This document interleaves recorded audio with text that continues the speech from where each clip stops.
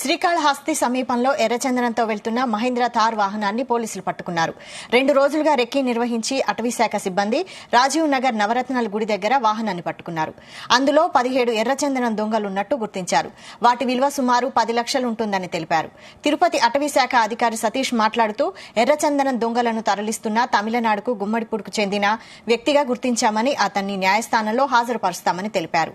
సత్యవేడు ప్రాంతంలో కూడా రెక్కీ నిర్వహిస్తున్నామని, తలకొన ఏరియాలో 2 టీములుగా ఏర్పడి కూంబింగ్ నిర్వహిస్తున్నట్టు తెలిపారు.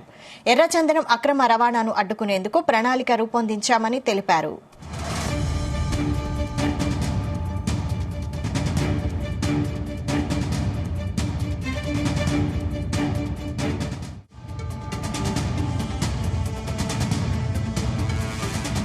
శ్రీకాళహస్తి ఫారెస్ట్ రేంజ్ సిబ్బంది నిన్న రాత్రి సుమారు 10:30 గంటలకి ముందస్తు సమాచారం మేరకు 2 టీంలుగా విడిపోయి పకడ్బందీగా గస్తీ నిర్వహించారు.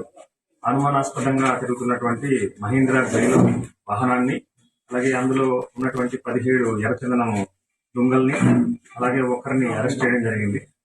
అతను గుమ్మడిపూడి ప్రాంతానికి చెందినవాడు, తమిళనాడు. ఇంకా దీంతో పాటు ఎస్కార్ట్ వెహికల్ గా వచ్చినటువంటి ఇంకొక వెహికల్ అది వాళ్ళు ఎస్కేప్ అవ్వడం జరిగింది. వాళ్ళ గురించి ఫర్దర్ గా ఎంక్వైరీ చేస్తున్నాం. ఇప్పుడు ఈ ముద్దాయిని కోర్టులో ప్రవేశపెడతాం.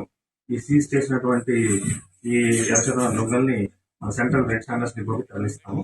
అండ్